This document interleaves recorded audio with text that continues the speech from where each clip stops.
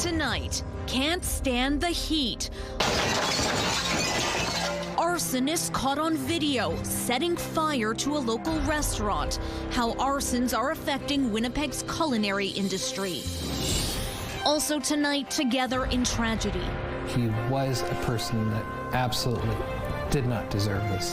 How a Manitoba town is rallying around the family of a recent shooting victim. Plus, steely resolve. We don't like it.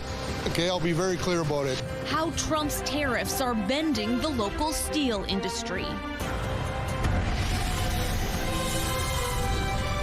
CTV News. Live from downtown Winnipeg with Marilee Caruso. Good evening. Thanks for joining us. I'm Catherine Dow. Marilee is away. A Manitoba town is rallying together to help the family of a man who was shot to death earlier this month. RCMP were called to a Toulon home on July 13th. 37-year-old Sean Lawson was shot and he died later in hospital, leaving behind a 12-year-old son. CTV's Harrison Shin was in Toulon today. Empty street, cloudy sky. A metaphor showing the town of Toulon's mood after single dad Sean Lawson died. This is just totally horrific. His son, 12-year-old Brody, was left behind. He was a rock of a dad. He was doing everything he could for his son, being a single father, and that is what we know of Sean. He was a person that absolutely did not deserve this. Now, Toulon is coming together. We basically tried to figure out what would be the best route to go to do something for him. Community and family members coordinated with a local Access Credit Union branch to set up a fund for Brody. We were able to set the fund up so that anybody across Manitoba could deposit at any Access branch, or they can also deposit funds through e-transfer. Kozira says funds will help him in the aftermath of his dad's death. They will go towards expenses needed right now, such as counseling, such as therapy, everyday expenses to do with school, activities, and also we would like to put away some funds so that Brody can look to the future and put some funds away in an education savings plan for him. So far, the response has been tremendous, with donations coming in from beyond Manitoba. We've had responses all the way from Toronto and BC and stuff like that. RCMP say 24-year-old Donovan Scogan was arrested and charged with second-degree murder in the death and also faces a charge of intimidation of a justice system participant. For now, the family is asking for privacy, but want the public to know any help is appreciated. The family would like to express their thankfulness for the kindness and generosity to anyone who donates towards the funds for Brody. Harrison Shin, CTV News, Toulon. And donations can be made at any Access Credit Union location in Manitoba. And e-transfers can be made to the email address fundsforbrody2025@gmail.com. 3 teenage boys have been charged after another teen was attacked with a machete and robbed inside CF Polo Park on Friday night. Police say the 14-year-old male victim was shopping at the mall when he was approached by the suspects. The victim was hit several times with a machete, and the attack continued even after he fell to the ground. The suspects then robbed him before running from the scene. Police say the victim suffered a significant injury to his hand and was taken to hospital in stable condition. Police arrested the suspects at a nearby restaurant shortly after. 3 boys aged 13, 14, and 15 are charged with robbery, and the 15-year-old was released on an undertaking, while the other 2 suspects remain in custody. Winnipeg police are investigating a number of intentionally set restaurant fires. In the span of just a few weeks, at least 3 restaurants have been damaged by arsonists. Police have made no arrests. And as CTV's Danton Unger shows you, the damage is a little tough for at least one owner to digest.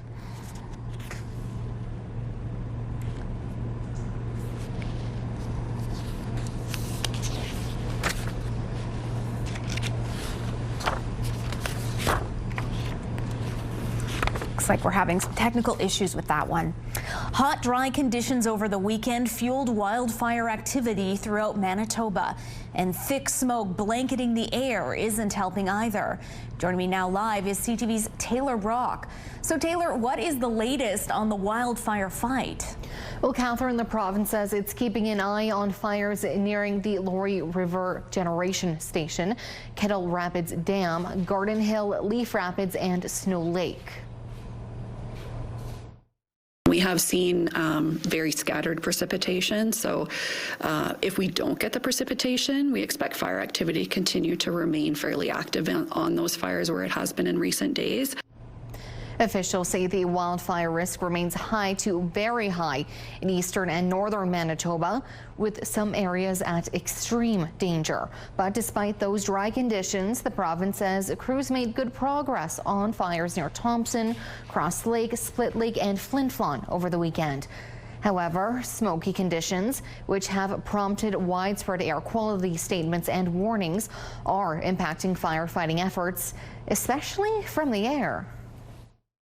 Definitely when there's heavy smoke, it makes it difficult for our water bombers to take off or land. They need good visibility to safely conduct their operations. It's also an issue sometimes for the helicopters, depending on how low that smoke is. So we've had challenges getting crews out to areas of the fire where we would need access through helicopter, as well as just being able to bucket using a helicopter. It has been limited by smoke as well. Meantime, more than 13,000 Manitobans are currently evacuated because of the wildfires. They're occupying around 2,500 hotel rooms and 840 shelter beds.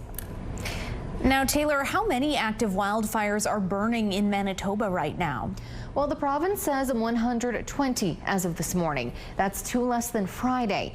There have been 331 fires to date in Manitoba, well above the 20-year average of 243.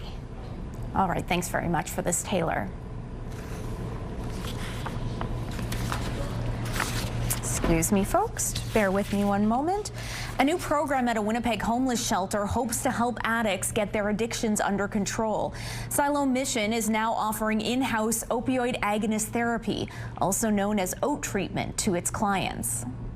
It is an opioid-based treatment, and so it fills the receptors in the brain to help people with cravings, withdrawal symptoms, and then not need to supplement with things that they may purchase off the street. Patients who want to get clean get a controlled dose of methadone to help reduce cravings. The mission has a nurse practitioner and a pharmacist who visit the center and oversee the program. Offering OAT treatment in-house means Siloam's clients no longer have to travel to get the help they need.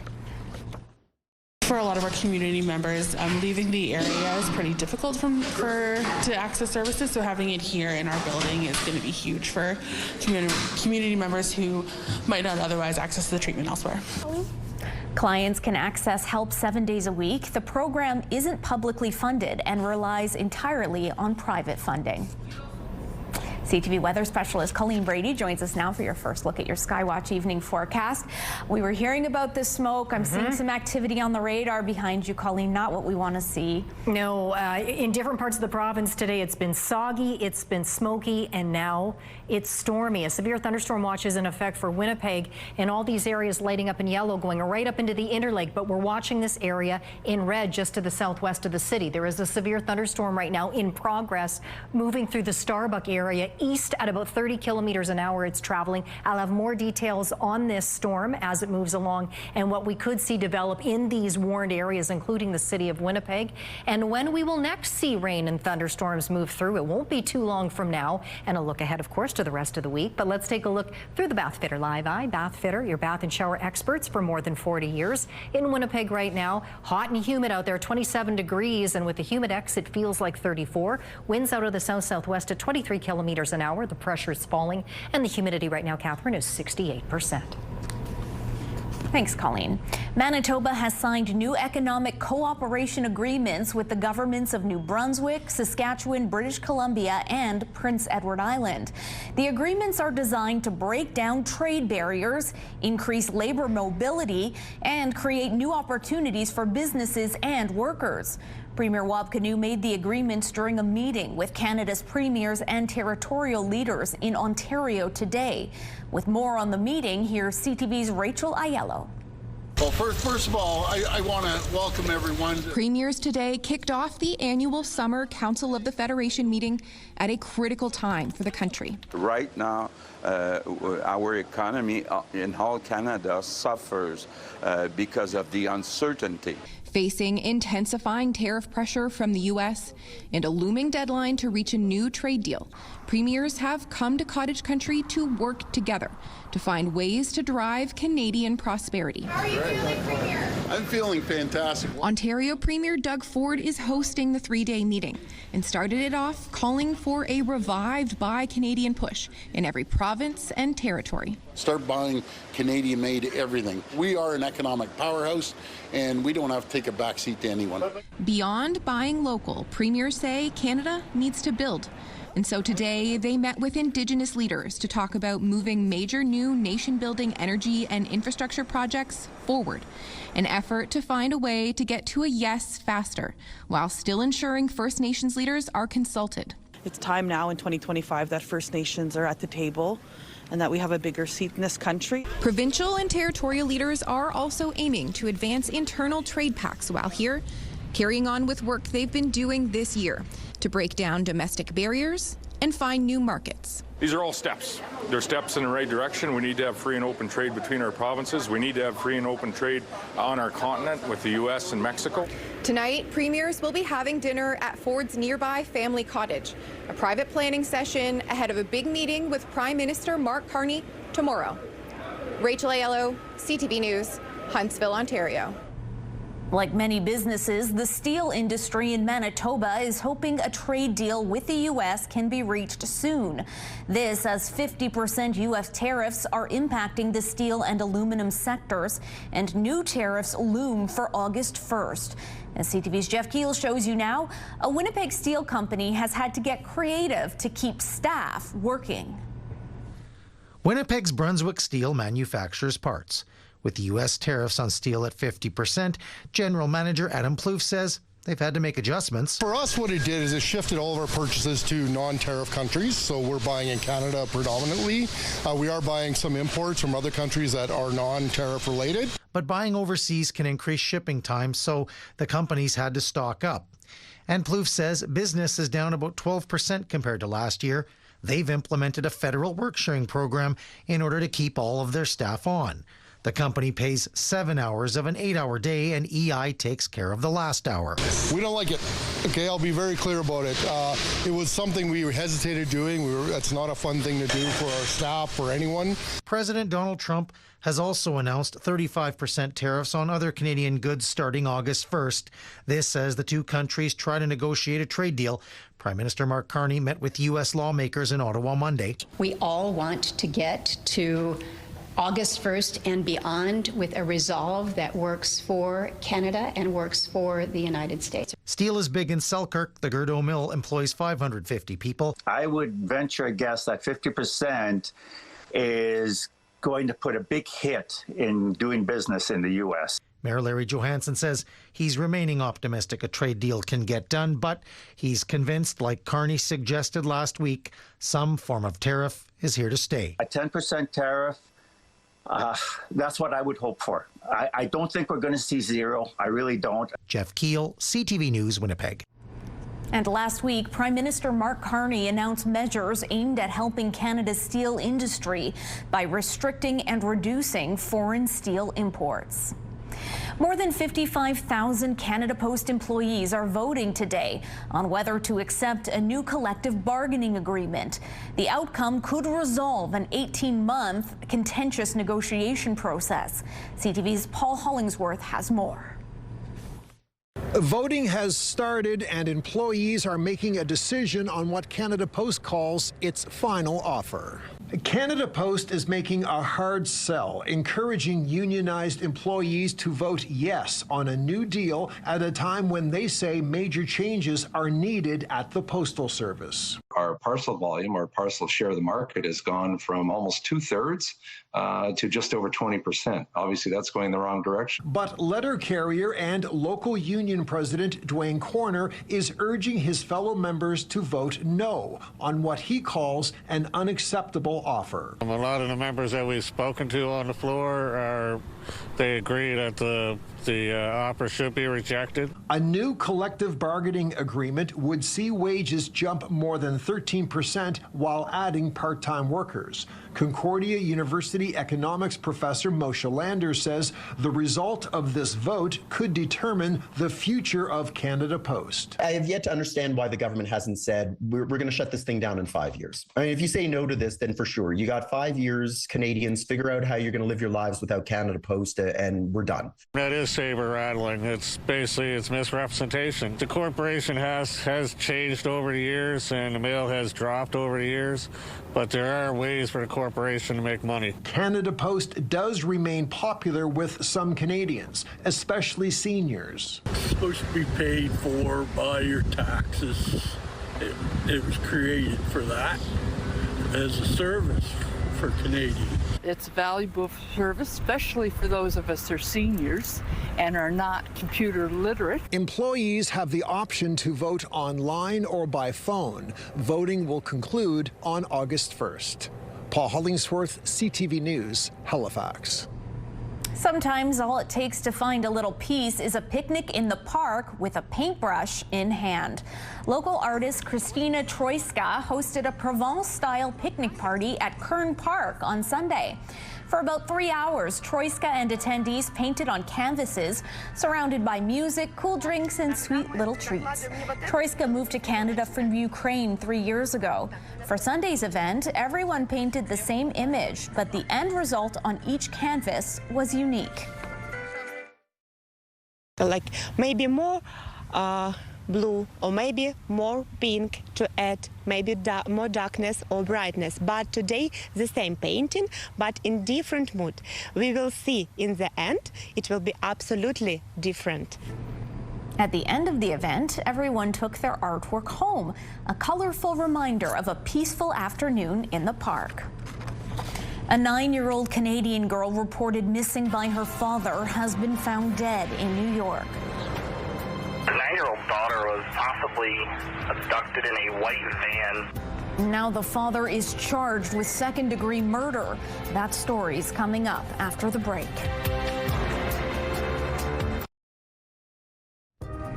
Taking a look at the markets, crude oil closed flat. The loonie rose to over 73 cents U.S. Gold futures jumped $48. The TSX made a small gain. The Dow Jones lost 19 points, and the Nasdaq closed 78 points higher. Back to the story we tried to show you earlier. Winnipeg police are investigating a number of intentionally set restaurant fires. In the span of just a few weeks, at least 3 restaurants have been damaged by arsonists. Police have made no arrests. And as CTV's Danton Unger shows you, the damage is a little tough for at least one owner to digest. Security video shows the break-in at Tita Thai's restaurant on Donald Street. The video, posted on Facebook by a member of the owner's family, appears to show a man smashing through the window with a hammer before attempting to light an object on fire. According to the post, this happened around 4:18 a.m. on July 4th. Winnipeg police told CTV News the incident is being investigated as a commercial break-and-enter. In another incident, a restaurant on Main Street was also vandalized. They smashed these windows here. Commonwealth Kitchen and Bar owner Nicola Maharaj says it happened on July 10th around 4:50 a.m. Somebody walked by, shopping cart, brick, gasoline, a couple other items. Broke a few of our windows with the brick, and then the window that kind of broke right through, they threw, it looked like a cracker box or something like that was on fire. Lit the booth on fire inside. He says the sprinklers put out the flames but caused extensive flooding and damage, forcing him to close the restaurant for at least 6 months. It's not the first time we've had our windows damaged. When we took over, there was damage. It's kind of just seems like a natural part of being in downtown Winnipeg, unfortunately. just happens all the time. Police confirm this incident is being investigated as arson. And in another incident, West End Thai restaurant May Sunny was also burned in a fire on July 18th, which police say is being investigated as arson. Police tell CTV News at this time it cannot confirm if the incidents are linked and said no arrests have been made. Danton Unger, CTV News, Winnipeg. And CTV News has reached out to the family that owns Tita's Thai restaurant and May Sunny, and we're still waiting to hear back. A tragic turn of events after a father's call to police about the alleged abduction of his daughter. The Montreal man is now facing charges of second-degree murder. Melina Fratolin was found dead in upstate New York this weekend after the pair traveled there for a vacation. CTV Quebec Bureau Chief Janvier Beauchemin on what we learned about the 9-year-old and her dad. Luciano Fratolin appeared in court in New York State, charged in the murder of his young daughter, but also of concealing her remains. This after a massive search for the 9-year-old that ended yesterday with the discovery of Melina Fratolin's body in a shallow pond. He fabricated the initial report of the abduction. Police laid out what they say is the timeline of the young girl's last days. On July 11th, Melina and her father crossed legally into the United States for a planned vacation. They visited spots in Connecticut and traveled to New York City together. Police say that Melina's parents are estranged, that her mother in Montreal has custody. She had no concerns for her daughter's safety while she was with him. She knew that he was taking her on this trip. On July 19th, father and daughter were seen on surveillance video in Saratoga Springs, New York. An hour later, at about 6:30 p.m., Melina spoke to her mother by phone, telling her she was en route back home. At 10 p.m., New York police say a call comes in to 911. The 9-year-old daughter was possibly abducted in a white van. Authorities triggered an Amber Alert. The next day, law enforcement officers found a body. This an hour's drive from Lake George in a pond in Ticonderoga, New York. Fratolin is an entrepreneur who, according to a company website, holds Italian and Ethiopian citizenship and founded a coffee business. On that site, he describes his daughter as the light of his life and his inspiration. Federico Sanchez first met Fratolin at a Montreal coffee shop years ago. They chatted a few times over the years about life and family. All I can tell you is that it would be a massive surprise to find out that he were guilty of such a thing. The father will be back in court on Friday, and he has for now pleaded not guilty. Geneviève Beauchemin, CTV News, Montreal. A group of U.S. senators are in Ottawa today, meeting with a number of Liberal cabinet ministers, including Prime Minister Mark Carney. They're talking about the ongoing trade war and how Canada can avoid punishing tariffs on August 1st. That's the deadline U.S. President Donald Trump imposed for a number of countries to come up with a new trade deal. CTV senior political correspondent Mike LeCouture has more on the meeting and the path forward. The group of bipartisan senators say they're here to build bridges, not to throw wrenches, as Canada and the U.S. attempt to hammer out a trade agreement. Now, all of them are opposed to the looming 35% tariffs on a number of Canadian goods.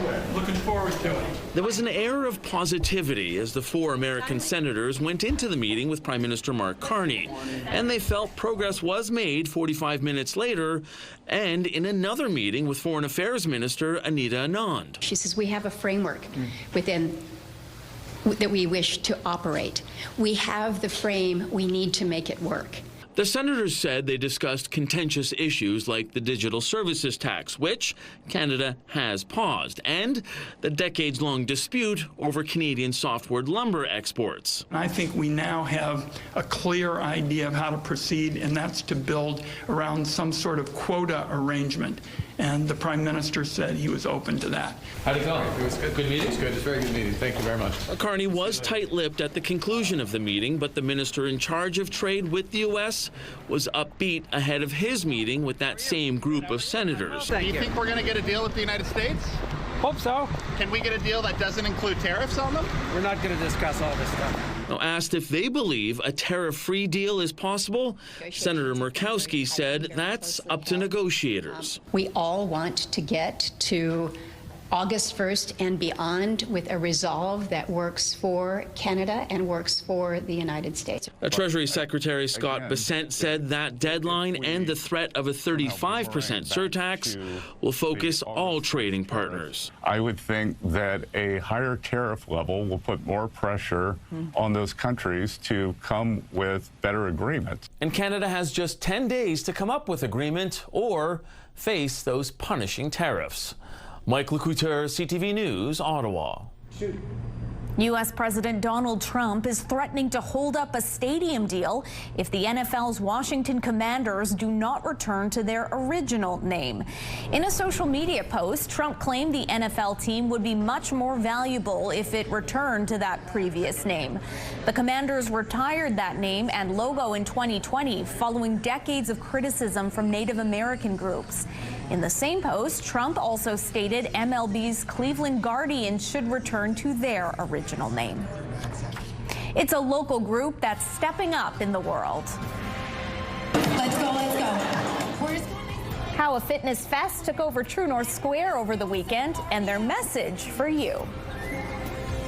Well, up until just a few moments ago, really just the last couple of minutes, Environment Canada's station out at Winnipeg Airport was reporting a funnel cloud over Winnipeg. A thunderstorm is now starting to move into the city. We have this storm, which is severe just to the southwest. I'll have more details on this coming up in just a couple of minutes. Quick look, though, first at your long-range forecast. Wednesday, Thursday, temperatures hitting 24 degrees. Sunshine or a mix of sun and cloud. Those sky conditions continue as we close in on the weekend as the temperatures heat up into the upper 20s and low 30s starting Friday. For South Central Manitoba, extra care and attention should be exercised in and around the following localities: Carman, Bruncold, and Grey. Environment Canada meteorologists are tracking a severe thunderstorm that is possibly producing a tornado. Damaging winds, large hail and locally intense rainfall are also possible. Take cover immediately if threatening weather approaches. Please consult local media for more information. The free and family-friendly gathering featured fitness classes, wellness workshops, a kids zone, and community activities, all aimed at supporting physical and mental well-being. Organizers say the event was designed to be inclusive, no matter your age or fitness level. A lot of times, persons will want to go at someone else's pace, but we encourage slow progression until you're at a pace where you can, have that full capacity to work out. Reach down. Peg City Steppers began as a small walking group and has since grown into a broader community wellness initiative. The group celebrates its 5th anniversary later this year with a gala.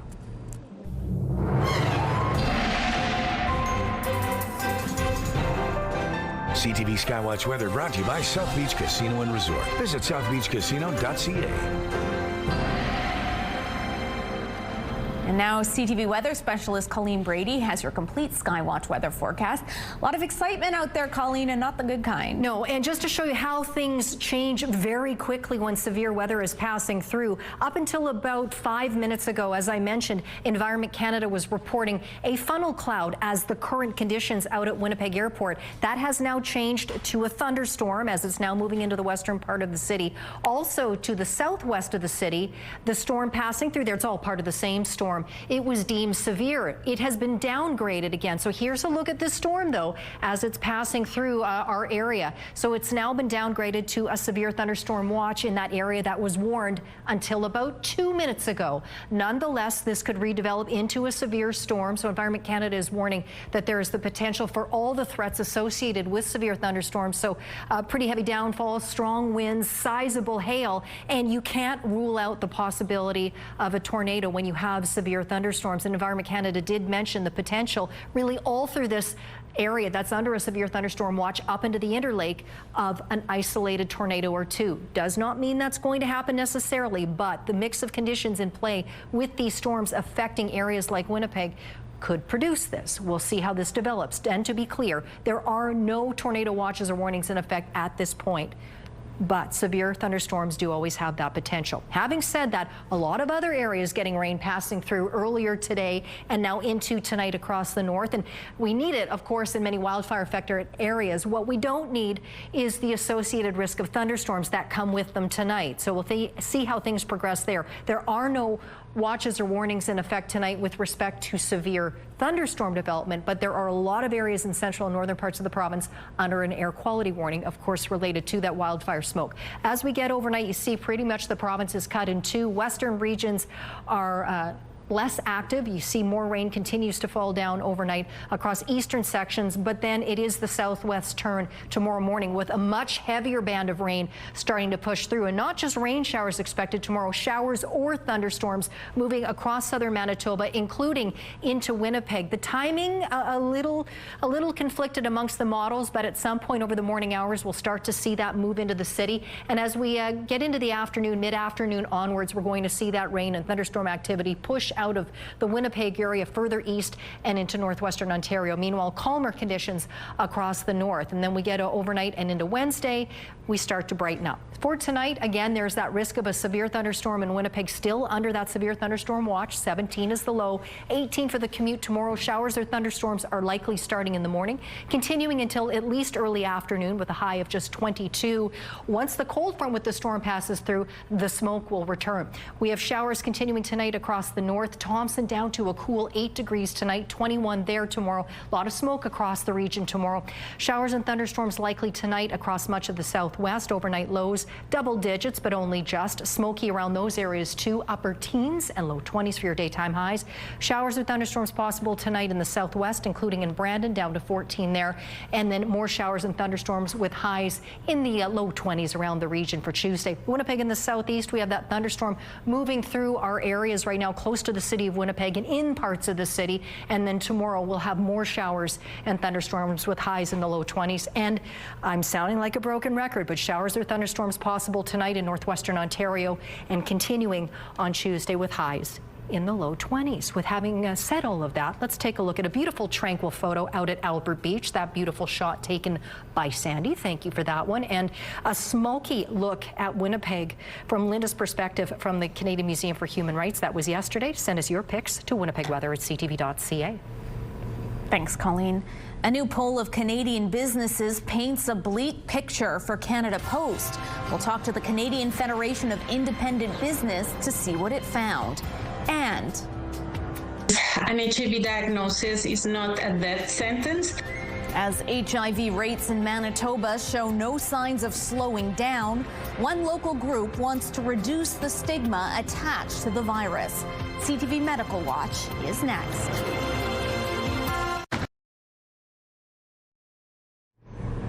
After more than a year and a half of negotiations, 55,000 Canada Post employees are set to vote on the latest offer from their employer, a deal their union is encouraging them to vote no to. But new data shows another strike from the Crown Corporation could push a majority of small businesses to move away from Canada Post altogether. With me now to unpack these numbers, I'm joined by Brianna Solberg with the Canadian Federation of Independent Business. Brianna, welcome. Thanks so much for joining us. Yeah, thanks for having me. So let's start off with that kind of big number, the big takeaway that comes from CFIB's own research. Roughly how many businesses could take their business away from Canada Post should they walk off the job again?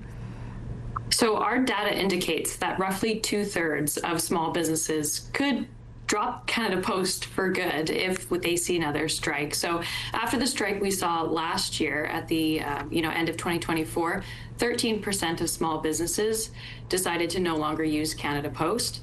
And as we saw, that number could jump to 63% should we see another strike action. And that's simply because small businesses deserve and need a reliable postal system.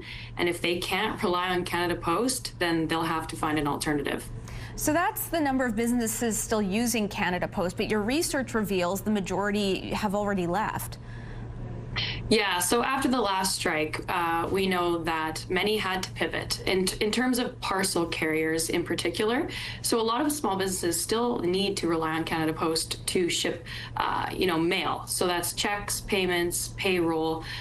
They still rely on Canada Post for that. But in terms of parcel services, Canada Post is already losing out in this area. They've lost a significant share of the market, and that's simply because they're not as competitive as UPS, FedEx, or other carriers who are offering faster delivery standards, more reliable tracking information, and for small businesses, they've streamlined their offerings and they provide better service. So if Canada Post wants to recapture some of those businesses, they need to make some serious changes. You say the 2024 strike came with a big price tag to the small business sector specifically. Tell me about that. What's that number? Yeah, there are serious economic consequences to these strikes. So we know after the last Canada Post strike in 2024, small businesses were losing around $75 to $100 million a day that the strike dragged on. And that's simply because we're not just talking about delayed mail here. Many businesses receive payments through the mail. They pay their employees through the mail. They're paying their suppliers through the mail. And they're receiving and sending inventory through the mail as well. So there are serious impacts to business operations, and it comes at a cost. You mentioned that Canada Post market share in parcel delivery has already seen a steady decline, I believe, since 2019. You mentioned reforms are needed to stay competitive. What are your thoughts? How could Canada Post adapt? Well, as I said, they need to find a way to expedite their delivery standards. So whether that's, using automation to increase processing times, they also need to streamline processes for small businesses. So look at, loyalty incentives or, ensuring that small businesses have access to pricing transparency. And I think at the end of the day, if they do not find a way to pivot, then they're going to lose a significant share of the market, and it'll be hard for them to recover financially. And as you mentioned it, small businesses in general need to have reliable service, especially when you're operating on a smaller level. You need to be able to be sure what you're sending gets where it needs to be. Absolutely. So transparency in terms of tracking is super important, and small businesses, would love for Canada Post to be the one to provide those services. But if they can't rely on Canada Post and they see another strike action here, many may be forced to resort to other carriers. All right. And this, all this research, these findings, are they available to read on your website? Absolutely. Yep. You can find it at cfib.ca. All righty. Well, we will leave it there, Brianna. Thanks so much for joining us. Thanks for having me.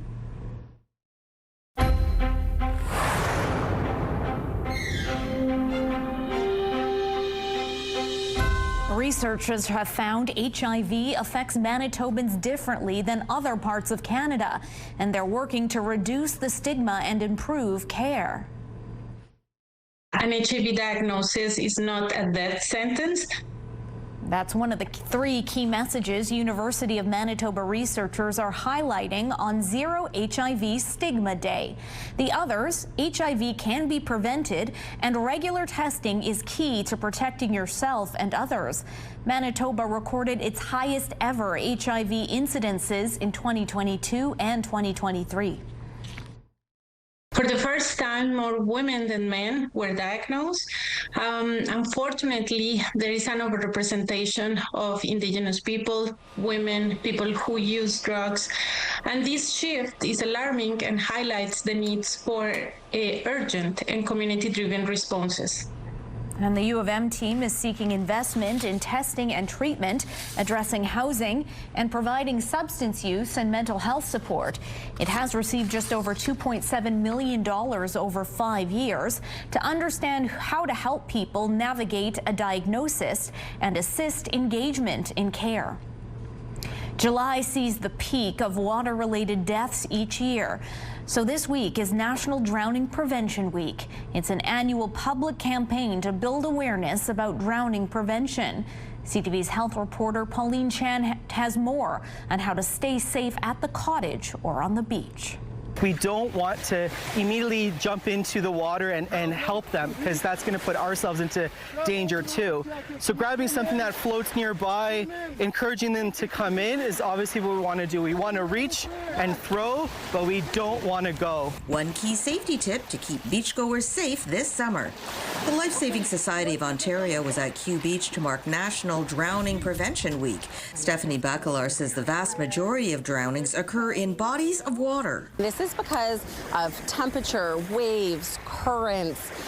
You've got drop-offs. It's unpredictable in the water. In Ontario, 100% of drownings of children under age 5 occurred when supervision was absent or distracted. Last year in Ontario, there were 39 drownings. So far this year, as of July 8th, there have been 40 drownings in Ontario. The City of Toronto has 140 lifeguards at 10 swimming beaches. They're all national lifeguards certified, and they work every day during the summer from 10:30 a.m. until 7:30 p.m., keeping swimmers safe and educating the public about safety. Each lifeguard towel also indicates the water conditions. So if you see a green flag, it means it's safe to swim. Lifeguards are on duty. If you see a yellow flag, it means that you need to proceed with caution. Water conditions may be a bit choppy. And if you see a red flag, please do not enter the water. There was also demonstrations of how to properly fit a life jacket or personal flotation device. Really important with life jackets that they are zipped and they are clipped and they are very snug. If your life jacket is riding up over the ears, it is too big. Plus reminders for sun protection to make sure everyone can enjoy summer swimming in safety. Pauline Chan, CTV News. Medical Watch is brought to you by Manuke and Coster Denture Clinic. An actor who played a popular role on The Cosby Show has died. More on that story coming up. Plus,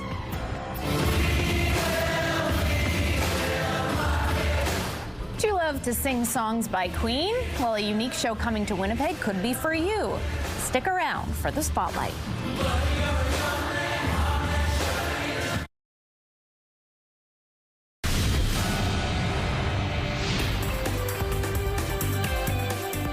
Spotlight, sponsored by the Casinos of Winnipeg, presenting Brett Kissel.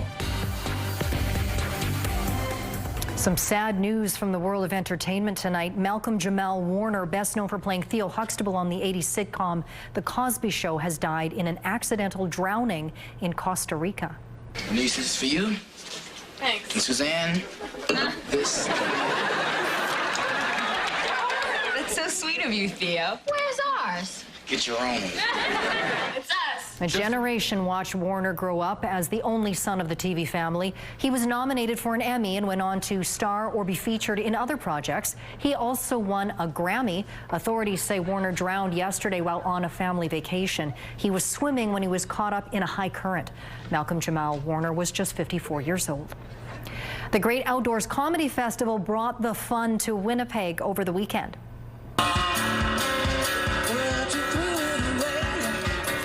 The event kicked off on Friday evening and ran right through Sunday, featuring local entertainment, food trucks, cold drinks, and a few surprises, all in the name of laughter. Big-name comedians like the Trailer Park Boys, Whitney Cummings, John Mulaney, and Theo Vaughn kept the crowd laughing all throughout the weekend. The festival first launched in Edmonton in 2021. Next stops include Halifax, Calgary, and Spokane, Washington in August, before wrapping up in Vancouver this September. Well, warm up your vocal cords. An interactive show will make a stop here in Winnipeg this fall.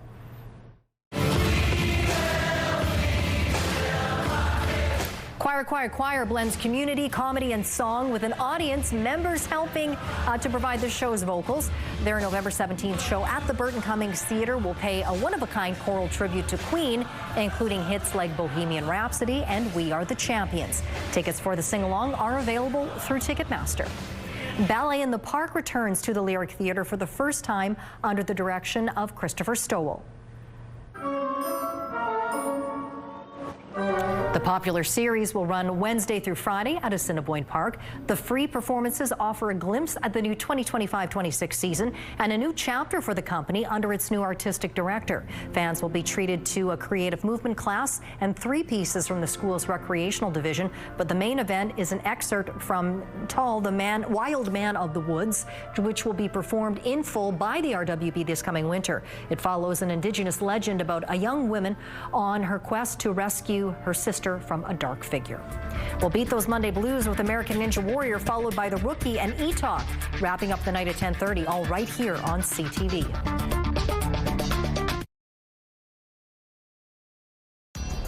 Women's clothing provided by RW & Company. Salon services provided by Essentique Spa Salon.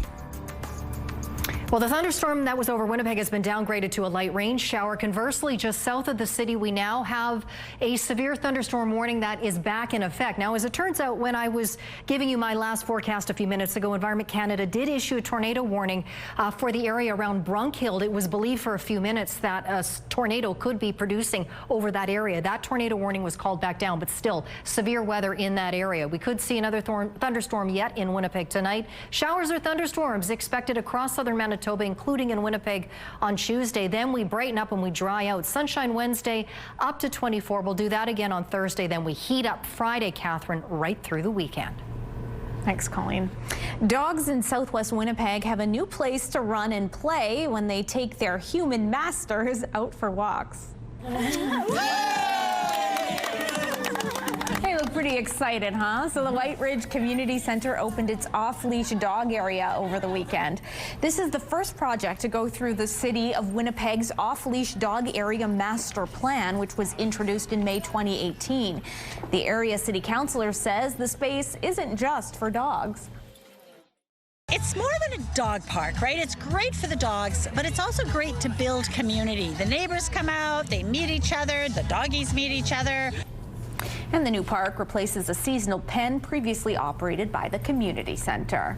Looks like a lot of fun out there. Could watch that footage. I know. After the show you've had, Colleen, take the rest of the night off. Thanks. She's been flying around. Thank you, Colleen, for all your hard work. Of course. Remember, you can watch CTV News anytime on our website and join Taylor Brock for CTV News at 11:30. Good night.